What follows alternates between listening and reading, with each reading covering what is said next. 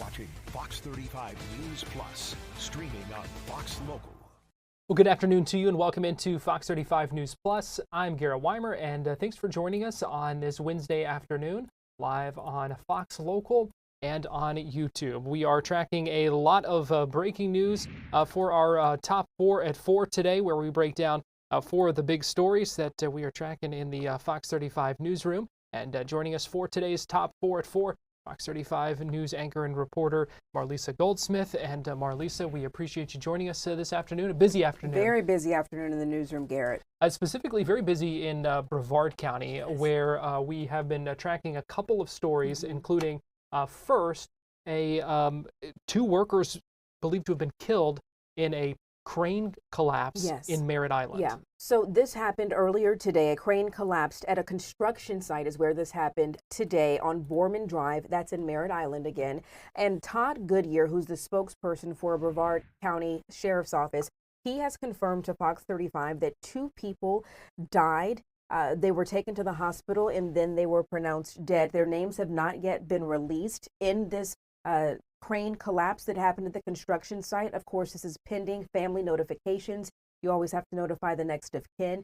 Details on exactly what happened and maybe how this crane collapsed, how this was possible, they have not been released at this time, nor were details on the construction project. Those have not yet been released. But I can tell you at the time of this collapse, we checked in with our meteorologist and the storm team here at Fox 35, and it was storming. I mean, it was storming outside. Again, no information on what this collapse is connected to or what factors may have played a role in this, but we're working on getting more information. We do have a crew that is there at the scene working to gather more information, and I'm sure we'll have the very latest coming up on Fox 35 News at 5. Yeah, something we are certainly continuing to monitor.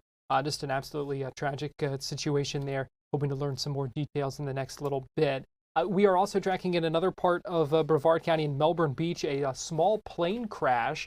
And Fox 35's Esther Bauer actually joins us live from that scene. She is out there right now. And Esther, I know you sent us some photos from the scene. What do we know? Obviously, this one is still very much a developing story as well. Very much a developing story, but some really good news to report. It sounds terrible. You have a small private plane crashing into the Indian River, but I can confirm everyone on board, 2 people and 1 dog, all survived that crash. So just an unbelievable situation. It happened about 400 yards. You can see those docks, a ton of planes out there right now. That is actually the tail of the plane. I'm not sure if you can see that white piece sticking out of the water. So a lot of boats out there, the FAA, several responding agencies trying to get what they can from this plane, understand why we had this private plane crash. But everyone survived, which is striking. We talked with Brevard Fire. They have already cleared out from this scene. But what we're being told is that there was a bystander in this area in one of these homes. I'm on the street where it happened in Melbourne Beach. We're trying to find this person. They jumped in a kayak, went out in the water, and actually got these people, 2 passengers and dog, to safety. So this entire scene from a plane crash going into the water wrapped in about 1 hour. The street I'm on, all the law enforcement has cleared out. We think this kayak right here, if I flip this, might have been part of this rescue. But like we said, this was a Good Samaritan bystander in the area who saw the plane go into the water, got in a kayak, and was able to go out there and save these people. People in the area on this street are just so thankful that the plane didn't crash into homes, that everyone survived. But a lot of agencies are now trying to figure out why this plane crashed. As for the weather here, people in the area tell us it was raining, sprinkling, kind of like things are right now, but it wasn't anything super crazy. So definitely wanting to figure out what caused this crash, but could have been a much, much worse situation. Everyone on board survived. 2 people, dog, and now just agencies trying to get to the bottom, get pieces of the plane out of the water. Wow, absolutely incredible, and hope you are able to catch up with that person who went out on the kayak. So we will see. Stay tuned for Fox 35 News at 5. Esther Bauer, we appreciate you joining us live from Melbourne Beach this afternoon. Thank you.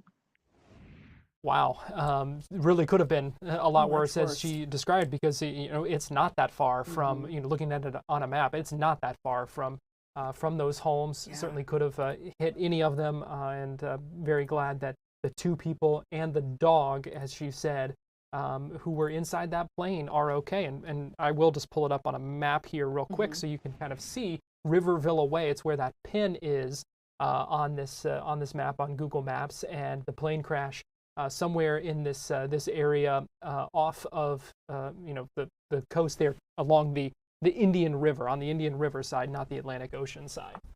But a lot of homes, there Yes. in that area. Thankfully, though, someone was able to help them get to safety. Story number 3, and this is following a controversial arrest by Edgewater police. The charges have been dropped. Yeah, so this was a case that happened back in May. A young man, a 22-year-old man by the name of Paul Wirt, he was arrested back on May 10th, late that evening, about 10:05 in the evening, as he sat on a bench outside of a CVS store there in Edgewater, waiting for a lift to pick him up and give him a ride home. Well, there was an Edgewater police officer on patrol that stopped at the drugstore after seeing Wirt sitting on a bench outside the closed store. At that point, there was a situation where the officer tased Wirt outside the CVS after he had just gotten off, and then he also tried to arrest him, and there was a charge of resisting an officer without violence, according to the state attorney's office court filing. Yesterday, Paul's grandfather reported to a news organization that his grandson was arrested for no apparent reason, but for wearing a hoodie. Come to find out, the charges have been dropped in this controversial arrest. Yeah, this is the arrest report from May, where you kind of see what the officer said about what happened, and then this document that was just filed on the 4th, which is, as you said, today. The state attorney's office filing a no information or intent not to prosecute. Now, this comes just a couple of days after his family members, his grandparents, spoke at that council meeting, basically urging officials there in Edgewater to look into this. And here's a little snippet of what they told city council members at that meeting.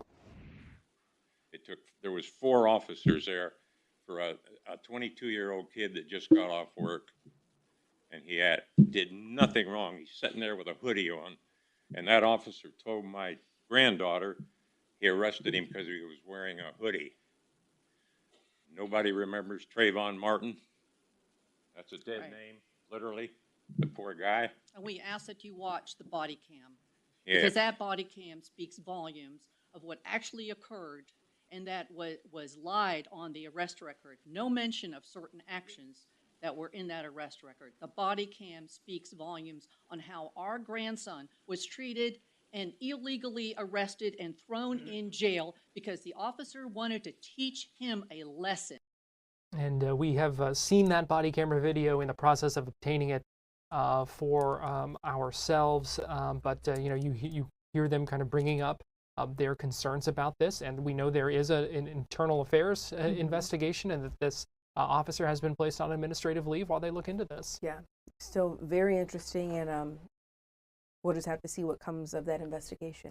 And story number 4 today, and that is the federal judge blocking part of this social media ban law that went into effect at the beginning of the year, that would say that would ban underage. Yes, I don't 14. Under 14, yes, right? So technically not under. I mean, it is underage, but under the age of 14, yes. From having social media accounts. Yeah. So we've been talking about it for a while. Governor Ron DeSantis has been pushing for this for a while now. But as of late, a federal judge granted a preliminary injunction against Florida's HB3. That's the law that Garrett just mentioned regarding youth and their social media accounts. So here's the deal. Chief U.S. District Judge Mark Walker up in Tallahassee said in court documents that Fox Business obtained that the law is a violation of the First Amendment's protections on free speech. Now, Walker's ruling on Tuesday, it actually sides with trade groups, putting HB3 on hold until the litigation is resolved. And this was a quote from Chris Marchese, who's the director of litigation of NetChoice, which is one of those trade groups. He says, today's ruling is yet another affirmation that the government cannot control or censor online speech. Like all Americans, Floridians have the right to access lawful speech without the government controlling what they say, share, or see online. So just another step in this long, drawn-out process, Garrett. Yeah, NetChoice is one of the groups that filed that suit. The other one is the Computer and Communications Industry Association, known as the CCIA. And earlier today on Fox 35 News Plus, had a chance to speak with Matt Shears, who is the president and CEO of that group.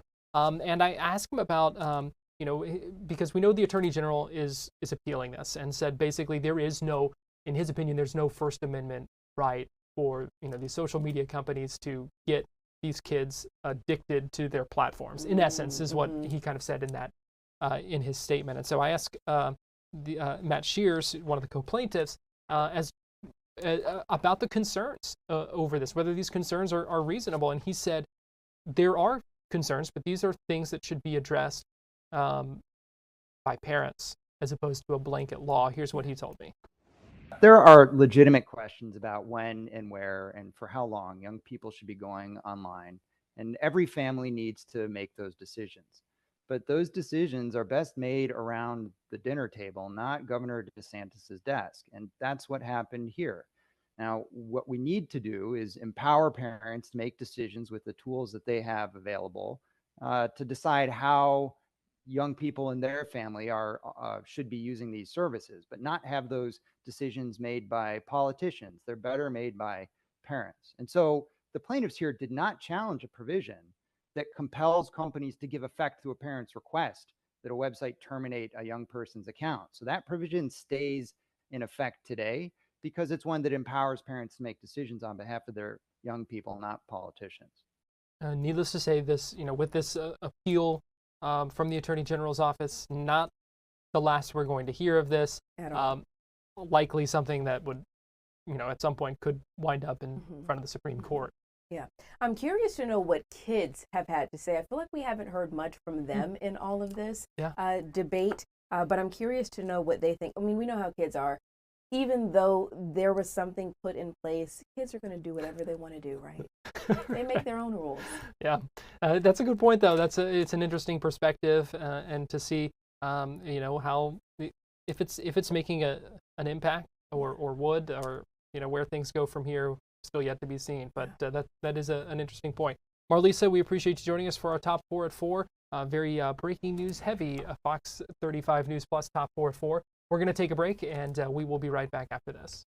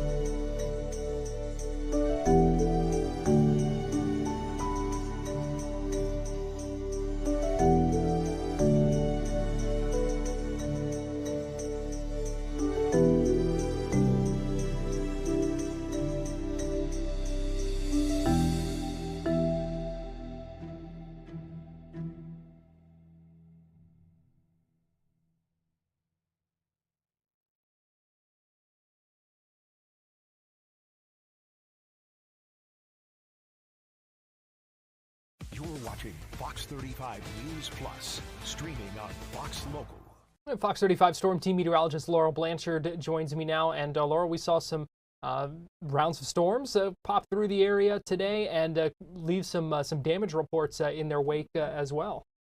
Yeah, some of them pretty severe. We can see that there. Ultimately, we've just been seeing a couple rounds of heavy rain, but as you can see here, this is the storm that rolled over Brevard County, and we got a couple of damage reports from Brevard County as well. So one thing that I do want to point out is this was mainly a rain event and a wind event. So as we can see right here, you can see that storm almost kind of bowing out. And when we see that, especially as meteorologists, that is tick number one, that is going to mean very, very gusty wind. So usually when we see these storms bow out like we did across Brevard County, we can really much guarantee that those winds were going to be gusty. Possibly not severe thunderstorm strength. However, we are definitely going to be seeing probably upwards of 45-mile-per-hour winds when we see this scenario play out. So when we did get a damage report of a crane collapsing, that was during this storm. Not necessarily saying that that was the total cause of that, but really what we can say is that when that report came in of that damage from that crane at about 2 p.m., those winds were gusty. They were about 45 to 55-mile-per-hour wind gusts as that storm was making its way through. And we also saw extremely heavy rain during that period of time as well. So that definitely could lead to parts of that area getting lots of wind reports over the past couple of hours because of that storm and just the anatomy of that storm bowing out through the rest of the afternoon. Now, the good news is, though, things are going to be quieting down a little bit as we head through the evening. Yeah, pretty much. This is really the worst of it is what we saw today. Slowly going to see those storms quiet down, and as we head into about 7:30, we're really seeing things clear out. And we can see by about 11:30, things are clear, and it's going to actually lead to a beautiful start to your Thursday morning. Couple of clouds here and there, but other than that, things are actually looking pretty good as we start off your Thursday morning. But of course, it's summertime in Florida. We're still going to be seeing more of those rounds of pop-up storms as we head through the afternoon and evening. So this is about 1:30, slowly seeing those storms pop up and drifting away off Daytona Beach. Heads up though as we head into the later part of the evening as those sea breezes really collide and the majority of those storms are making their way offshore. This is where we could see some of those storms re-pick up right along Daytona Beach. You can see a big red storm over there. And that could just lead to a lot of heavy downpours and very gusty winds, very similar to what we saw today. Continuing through tomorrow evening and into your Friday, things are going to calm down through the overnight tonight, and it's pretty much a rinse and repeat forecast from there. Very typical for Florida in June, pretty much from about 2:30 to 8 p.m., seeing those scattered showers and thunderstorms as we head through each and every day. Yeah, that is a pattern that we know well. We know certainly what to expect with it. But there's also going to be some other things we're going to be having to deal with as well, in addition to just those storm chances. Yeah, it's something a little bit different. This is something that we normally don't see, especially here in Florida, but overall, especially when we're talking about hurricane season, this is welcome news. So not only we've been talking about this for a little bit, the Saharan dust making its way up into Florida. So overall, it is going to limit some of those chances, but overall, well, here's another look at this rain chances for the rest of the evening, slowly starting to cool down as we head through the rest of the evening. But you can also see right here the storm and the dust storm that's going to continue to make its way over Florida. All of that dust that's in the Saharan Desert in Africa got lifted up into the atmosphere, taken all the way across the Atlantic Ocean, and it's settling here in Florida. So when we actually did see a little bit of sunshine today, those blue skies almost looked a little bit hazy out there. But we're not only just going to be talking about the Saharan dust, we're also going to be talking about some smoke as well. We've been seeing very intense wildfires in Canada, and we're going to almost have a clash of the titans here in Florida. We're going to be seeing the dust from the Saharan come up, and we're also going to be seeing the wildfire smoke from Canada come down and meet over the southeast. I think for us here in Florida, we mainly just have to worry about the dust, but ultimately it's going to lower that air quality. There are a couple of positives though, especially when we talk about hurricanes hurricane season, we see a little bit of a cap on tropical activity. For some reason, that Saharan dust doesn't or limits that tropical activity, and that's why we see almost lower tropical activity when we do have Saharan dust in the atmosphere. So lowering tropical activity, that's good, and when we do see those clouds part after those thunderstorms pick up, we are going to finally see some beautiful sunrises and sunsets. So if you do have any photos, definitely send them to us. A couple of cons though, with every pro there is a con with that air quality specifically. It's going to go down quite a bit for the rest of the week. We'll also see those very hazy skies, which does mean that temperature will feel a little bit warmer than what it probably says on the thermometer. And this also, with the Saharan dust continuing to come over the Atlantic, that could lead to a higher chance of red tide bacteria getting into the ocean, which could cause an algal bloom. So that's something that we just need to watch out for as we continue to see all of the Saharan dust move into the Gulf. And Laurel, you talk about that lowering the tropical activity, kind of tamping some of that down. I mean, that's what we saw with that chance of development to our north that was showing 10%, and now it's down to nothing. Yeah, that's a great point there, Garrett. So that with the Saharan dust, almost the activity of the atmosphere not quite lining up, those were the two main reasons why we saw that 10% chance, or that 10% blob that you saw probably yesterday and the day before. That was a 10% chance of seeing tropical development just off the East Coast just earlier on this week, as we were day 2 into hurricane season. So yes, the Saharan dust as well as the atmosphere just not quite lining up the way that it should definitely led to that 10% chance going back down to a 0% chance, which I'm okay with, especially in the first week right. of hurricane season. Yeah, well, hey, whatever it is that gets rid of it, we will take that. Even though there was not supposed to be much of an impact for us here, you don't want really an impact anywhere if you can avoid it. So, Yeah, but sure. a very summer-looking 7-day forecast there. Pretty much. It's going to be a rinse and repeat, same song, different day kind of forecast. Seeing those rounds of thunderstorms popping up through the afternoon, dying down in the evening, slowly keeping those rain chances higher up, taking a look early on into next week, but hopefully getting a little bit of a break by the time we hit about middle of next week. Just a little bit of a break in the pattern before we get right back into it. All right, Fox 35 Storm Team meteorologist Laurel Blanchard, we appreciate you joining us this afternoon here on Fox 35 News Plus. Thanks, Garrett. We're going to take a break and we'll be right back.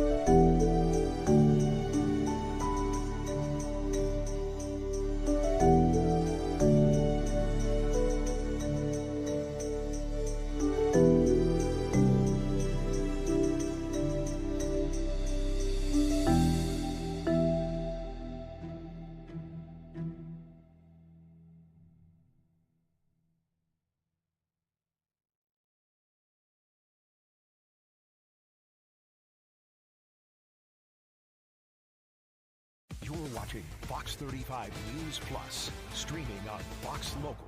Welcome back into Fox 35 News Plus. I'm Garrett Wymer, and thanks for joining us on this Wednesday afternoon, live on Fox Local and on YouTube. We talked about it in our top four at 4, but a federal judge has temporarily blocked parts of that Florida's social media law, citing First Amendment concerns. Again, this is the law that bans users under the age of 14, also requires parental consent for 14 and 15-year-olds, does a few other things as well. And as we noted, the Florida Attorney General James Uthmeyer has very quickly filed his intent to appeal that decision. But earlier today on Fox 35 News Plus, had the chance to speak with Matt Shears, who is the one of the co-plaintiffs in this case. He's the president and CEO of the Computer and Communications Industry Association, and he broke down for me his reaction to the court's decision to issue an injunction in this case, and also broke down why he believes this law should not go forward. Yesterday's ruling vindicates what we've been saying all along, that Florida's law violates the First Amendment by blocking and restricting minors, and likely adults as well, from using certain lawful websites. We argued that the state cannot lawfully ban young people from going online, and it can't say to teens, as a condition of going online, you have to disclose who you are and where you live and how old you are and who your parents are. Our argument is that the First Amendment doesn't allow the state of Florida to gatekeep speech like that, and the court agreed with us yesterday. The Attorney General, as we noted, quick to appeal, and in the statement saying, in essence, that these social media companies don't have a constitutional right to get kids addicted to their websites, their products. How do you respond to that? Look, yeah, there are legitimate questions about when and where and for how long young people should be going online, and every family needs to make those decisions. But those decisions are best made around the dinner table, not Governor DeSantis's desk. And that's what happened here. Now, what we need to do is empower parents to make decisions with the tools that they have available to decide how young people in their family should be using these services, but not have those decisions made by politicians. They're better made by parents. And so the plaintiffs here did not challenge a provision that compels companies to give effect to a parent's request that a website terminate a young person's account. So that provision stays in effect today because it's one that empowers parents to make decisions on behalf of their young people, not politicians. Why was it important to you as president and CEO of the CCIA that your organization get involved and challenge this? So young people themselves have First Amendment rights, and the court makes very clear in its opinion yesterday that they're not pre-citizens, that they're citizens themselves, and they should be empowered to interact with and express and voice their opinions. The services that they're using also have a First Amendment right to make those products available to young people. And our point is that policymakers can't short circuit their citizens' First Amendment rights by making these hyperbolic claims. Time after time, regulators have encountered new media, whether it's comic books or rock and roll or cable television or video games, with overheated claims. And what the court said, as it said in the past, is that state regulation of expressive products like this has to be narrowly tailored. And kicking a generation of young people offline is not narrowly tailored. This is a conversation that has been going on and growing as these social media platforms have become more and more prevalent and pervasive, as these smartphone devices have been getting in so many more people's hands. It's everywhere now. So my question is, is there some regulation of minors being able to access this that you and your organization are okay with, or where do you think that line needs to be? Well, so as we saw in yesterday's opinion, only parts of this law were challenged. The parts that empower parents to make decisions about what's appropriate for their young people, and if they ask a website to terminate their child's account, that website should give effect to that, is the kind of parental empowerment that we want to see. But every family is different and every service is different. Different services have different offerings, and families should choose based on what's available in the marketplace, what's appropriate for their young people. And so we have seen laws that try to empower families through education and awareness campaigns about what tools are available, but banning young people from the internet or gatekeeping their access to speech unless they disclose all this personally identifiable information is not the right path forward. As this case continues to move forward now with this with this appeal, are you confident in your case, your argument here? Yeah, we're confident that when this gets up to the federal appeals court, that the arguments that we have made that succeeded yesterday will succeed again. That's consistent with the decisions we've been seeing on similar laws like this across the nation. Why is this such a concern in your view? So, as I said, time and time again, when policymakers have encountered new media, there is often an overreaction and overheated rhetoric that leads us to make decisions that, in hindsight, seem frankly ridiculous. We went through this with video games 2 decades ago, and what we've seen is that tools that empower parents with information that allow families to make their own decisions about what's important are far more appropriate and far more effective than decisions handed down by regulators in the Capitol deciding by fiat that these people can't access this speech. That's just not how the First Amendment works. And the United States has a long tradition of defending the First Amendment rights of businesses, of young people to communicate and express themselves. And yesterday's decision was very clear that this is one of the most powerful means that Americans have to express their views, and to kick a generation offline because of these overheated concerns is not the right thing to do. We'll be right back with more Fox 35 News Plus after this.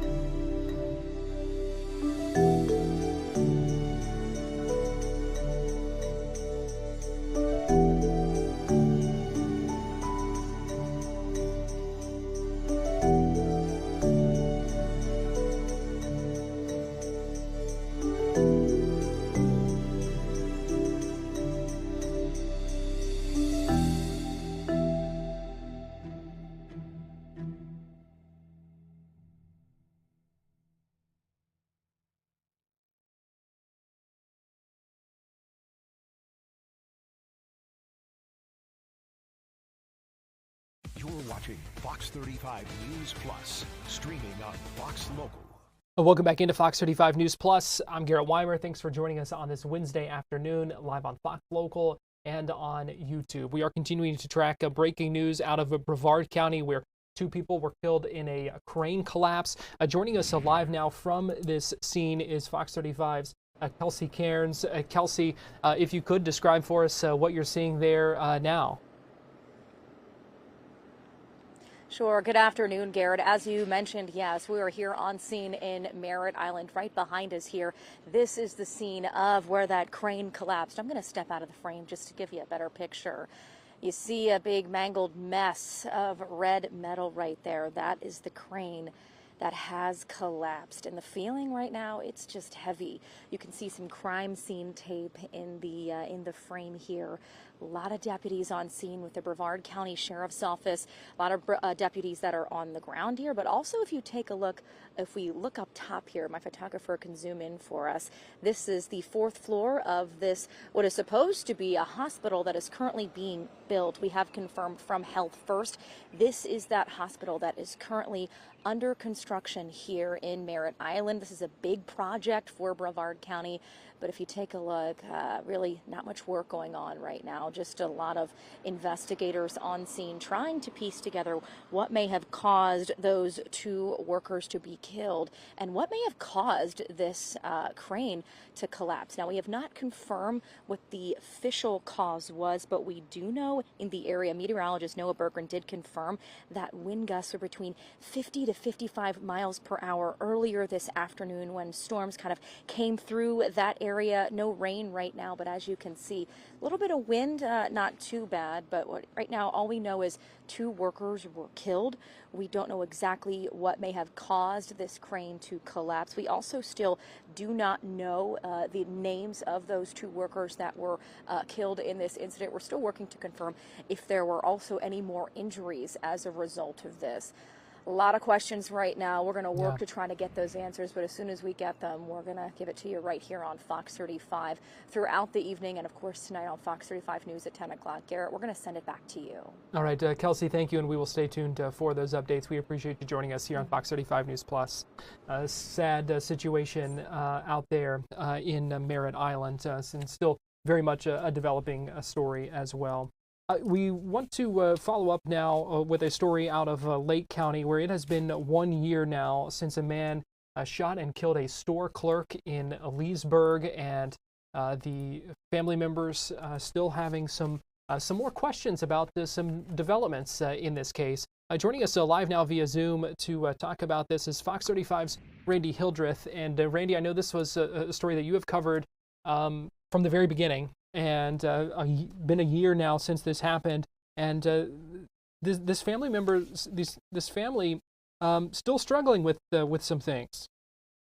There is a lot for this family to process. If anyone has ever lost someone, you know that grief is not linear, and so a big part of what they are processing still is the loss of their the widow's husband, of this father, of this brother, of this son. And so that is one aspect of what they are still dealing with.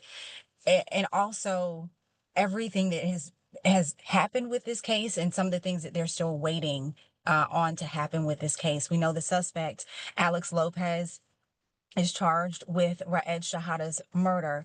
And that case still, has not wrapped up. It really hasn't even started. When I looked through Lake County court documents today, it showed that he was in court in May, expected in court later this month, and the case has been continued, or had been continued. So they're still waiting on that to even get started. And so when I talked to Monique Shahada today, she talked about how painful that is, to wait for, potentially justice, what this will look like, the outcome of this trial, as she processes the loss of her husband. Another aspect of this case is, and you mentioned when we were covering this, it wasn't just Alex Lopez. Law enforcement were also looking for his mom, Patricia Kinchins, his sister, Brianna Lopez, and his girlfriend, Kaylee Dupuy. They were accused of helping him allegedly hide from law enforcement for weeks after this shooting. And so when we unpack that aspect of the case, Monique Shahada talked about how that has been a painful part of this process. When looking through court documents, we found out that the very latest on this trio, that Kinchins was charged with accessory after the fact, and ultimately she was sentenced to 5 years supervised probation. And Monique Shahada talked about how she was hoping that she would get more than that, that she would actually see some jail time. But that was not the case. And today we learned that Brianna Lopez and Kayla Dupuy's cases were closed by the state attorney's office, with the Ninth Judicial Circuit. And it was handled with the Ninth Judicial Circuit, although Alex Lopez has a situation going on out of Lake County because these alleged crimes happened where they were allegedly trying to hide him, were all happening in Osceola County. That's why the Ninth Judicial Circuit is handling that. But we found out today that Brianna Lopez and Kaylee Dupuy's cases were closed and they were not charged. And his wife believes that, they have gotten off too easy. And she was, very emotional about that. We're still working to get some more information about why these cases were closed and put in a public records request to try to get that case file that gives more insight into that decision. And so there's more to come with this story. You mentioned grief not being linear, and just given the circumstances of what happened, and we showed some of that video again, just how brazen this was. You certainly can't blame them for having for feeling this way, based on the circumstances of this. So your heart certainly goes out to them as they continue to deal with all these questions. That's for sure. How are they doing now as they deal with all of this? And it's a difficult question to ask someone how they are doing, considering what that they are processing. But it's a question I asked her today, and she described it as feeling like her family's in a time warp.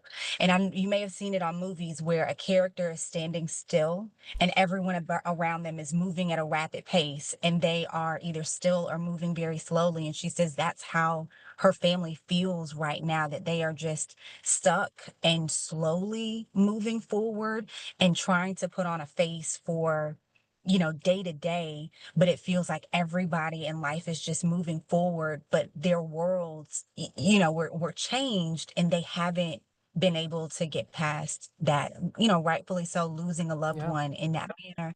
And she talked about, most recently she had one of her children went to is now transitioning to high school, another of her children transitioning to middle school. And she talked about them playing a song that was played on Fast and Furious. And I believe it's when, I think it's Paul Walker was, they lost him as an actor and his, friends and family. But there's a song in the movie that talks about, that brings up those memories of loss. And they played it at the graduation.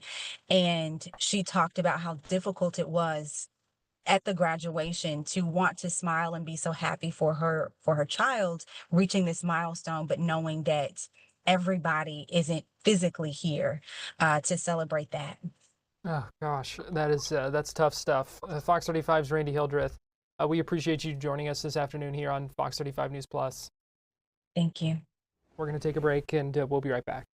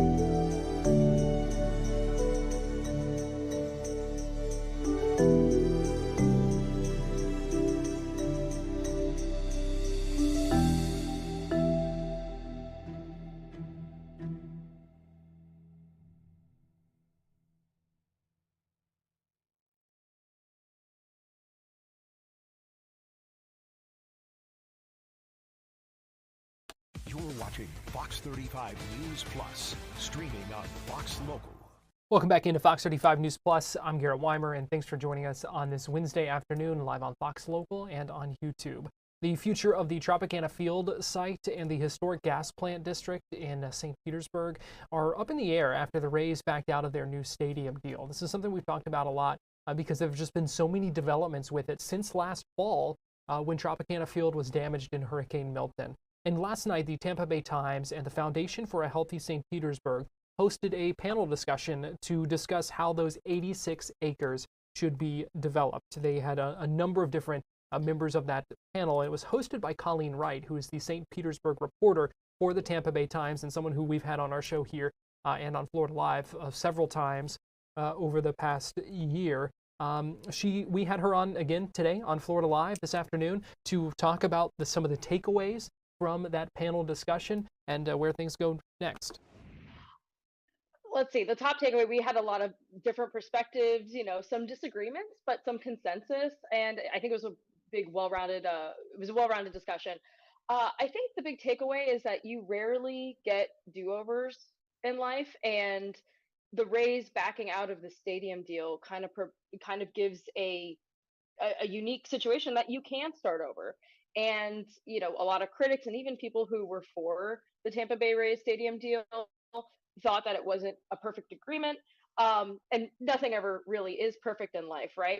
But the mayor of St. Petersburg, Mayor Ken Welch, wants to move forward with redeveloping the historic gas plant district, which is in honor of the gas plant neighborhood, which was a historically black neighborhood that preceded Tropicana Field. So he still wants to move forward with redevelopment plans. With or without baseball, the mayor has said that he will not work with the current owners of the Rays, Stuart Sternberg. Now, if the Rays have a change in ownership, he's open to negotiations, but not with this current ownership group. So now that the mayor wants to move forward, what would that look like, and what can be done over right this time, and how should the city go about it? And it was a very interesting discussion. And I think some people say, the folks on the panelists embrace this idea of a do-over and trying to do it right. They want to see sustainability, resilience, that buildings should be built to a Category 5. Maybe there should be more open park space. There's this idea of building like a St. Pete Commons, leaving about, I forget, like 35 or 38 or so acres, so like half of the project roughly, for open park space, and then developing the rest and putting, for example, like an African American history museum. You could still have condos and office space and things that still meet the need of St. Petersburg. And people do want to see something there. I think there was consensus of it can be done right, and it can be done well, and it could be done responsibly. Colleen, you bring up the Ken Welch not wanting to negotiate anymore with Stu Sternberg, the current owner. I thought that was an interesting moment in the panel when you kind of posed that question. And got some different responses on how the panelists got to feel about that. I also found that to be very interesting, and I felt like there was maybe some consensus there of, we trust the mayor. If the mayor says that he can no longer negotiate with the Rays, then we should trust him. And one of the speakers, I believe it was Jillian Bandy, she's a local general contractor. She brought up that these negotiations with the Rays have gone on really since 2007, when they were looking at a waterfront site where Al Lang Stadium is. That's where the Tampa Bay Rowdies play on the water right now. So really, this stadium search and a pursuit of a new stadium has gone on for 18 years. And so a lot of folks, I think there was a big takeaway there where it's like, we'll be fine. We'll be fine without baseball. We'd love for baseball to stay. But if baseball doesn't want to stay with us, St. Petersburg will be okay. And that site, which is truly, 86 acres of prime downtown land, presents a unique opportunity. The city will be fine. The city can develop it. And there was also the sense of, maybe it was a good thing that the deal ended. And maybe when I say we, the city of St. Petersburg saved itself from maybe a not so great outcome. And maybe the hurricanes, in that kind of lens, were a good thing, that maybe it was a mistake and this was a way to get out of it. And St. Petersburg really doesn't need baseball or the Rays. That seemed to be a theme from last night. Did that perspective surprise you at all, or did you kind of expect that, knowing this, kind of going in? I guess it's not surprising. I was more I guess I was more surprised that there was more consensus on that point. Like it Mm. seemed like all the speakers kind of had that point. But it's important. What I think is also very important is that they were also baseball fans. These weren't like never baseball folks. Um, the professor that we had there, Dr. Elizabeth Strom from USF, and she focuses on urban planning and arts and tourism in cities. Uh, I found out that she actually writes and blogs for D Rays Bay, one of the Rays blogs. She's a huge Rays fan. Jillian Bandes, who I just mentioned, the general contractor, she went to the Rays opening day in 1998. She was there. Moselle Davis, who is a lifelong St. Petersburg resident. She's 92 years old, spent all 92 years in South St. Pete.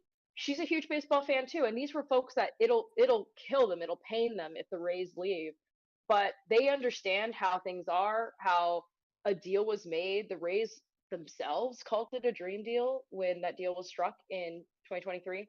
And for them to back out, like something's wrong, something's not working. So it did shock me, I guess, the sense of there were many passionate Rays fans, but there was a consensus of like maybe we should move on and maybe there's better without the Rays. Do you think that perspective may, in some ways, or could change kind of the shift the paradigm, kind of change the framing of the conversation as these things kind of continue to move forward? I mean, it's possible. You've got the mayor swearing off negotiating with Stu Sternberg further, and as long as that doesn't change, there's a lot of. It doesn't seem like a lot of time, and I guess you could look at it two ways. Like anything can happen at any moment, but also 2028 is not that far away, right? We're halfway through 2025, so we've got 2-3 years left. At any point, the team can sell, but that's a variable that you can't control. And the Rays only want to sell for a high price. They're not just taking any price. And that day could come or it could not between now and 2028. If you have new ownership, I think people do want to see the Rays stay with new ownership under favorable deal terms and under a development that maybe is better or improved maybe from the one that was in place. One of the topics that also came up last night was like, should this money instead go to like stormwater improvements because so many thousands of homes flooded here in St. Petersburg during Hurricanes Helene and Milton. They flooded during Helene or they were damaged in Milton. So there are other priorities right now too, that after those hurricanes, maybe baseball like isn't as appealing, but at the same time, there was also this sense of there are cities that do regret when their teams leave. And I don't think people want to have FOMO, right? The fear of missing out or regret on that point. But I think it all kind of hinges on if there is new ownership, because the question that I posed specifically was, did Mayor Ken Welch make the right call when he said he would no longer negotiate with the Rays? And the answer was kind of like, well, he should always be open, but we get it. That was kind of in sum, to just generally kind of sum up what the panelists were saying, that was the takeaway. Interesting conversation, and still a lot of questions, as she said. Who knows where things end up from here, and even selling the team brings up a lot of other variables. So there's no easy answer, it seems, at this point when you try to read those cards as to what's going to happen with the Rays. We're going to take a quick break here on Fox 35 News Plus, but we'll be right back.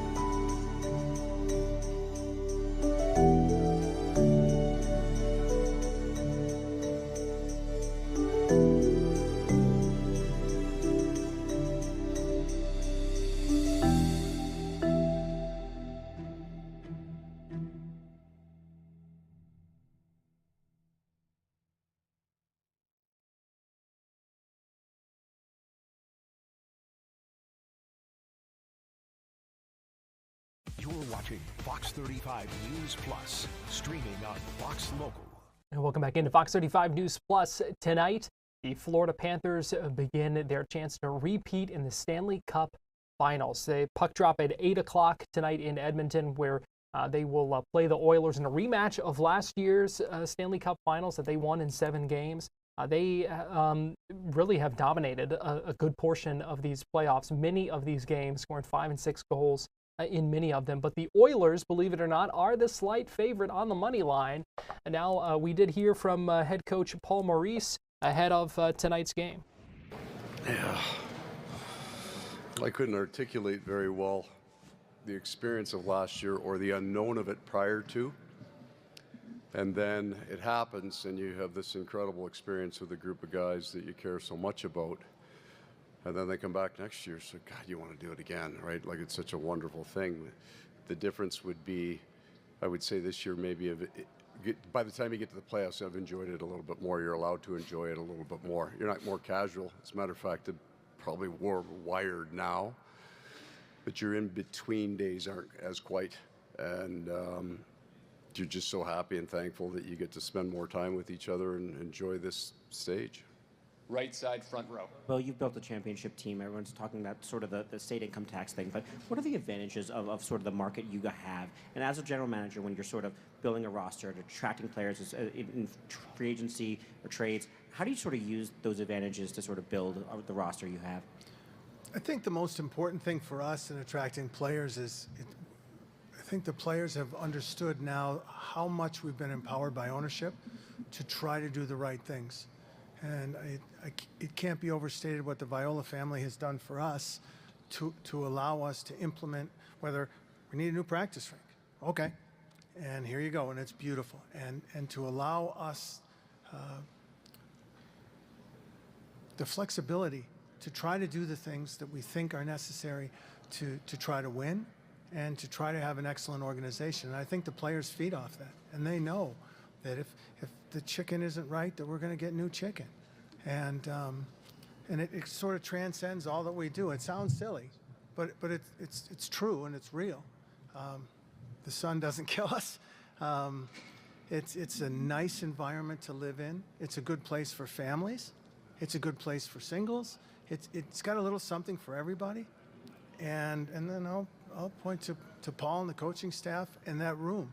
And players know, I think, I'm not going to go through each one, but so many of the players who have come to us have had career years, and it's a function of the coaches in the room. So players. Been a fun team to watch, that is for sure. It will continue tonight in the Stanley Cup Finals. We will see. 8 o'clock again, Panthers and Oilers, Game 1, with a chance for the Panthers to get off to a good start, hopefully, in that series. Well, that's going to do it for us here on Fox 35 News Plus. We appreciate you joining us today. Obviously, a lot of breaking news, developing stories. So we hope you keep it right here on Fox Local, because Fox 35 News at 5 is going to begin in about 30 seconds from now. You'll see John and Luann getting ready before the start of that newscast. We have Kelsey live from the scene of the crane collapse, Esther live from the plane crash in Brevard County as well. So keep it right here. We'll continue to track these stories and others coming up on Fox 35 News at 5, which begins in just seconds right here on Fox Local.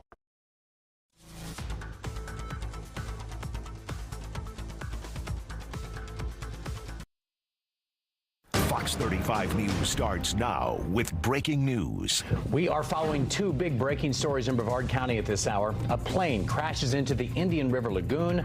But first, a crane collapses, killing 2 workers in Merritt Island.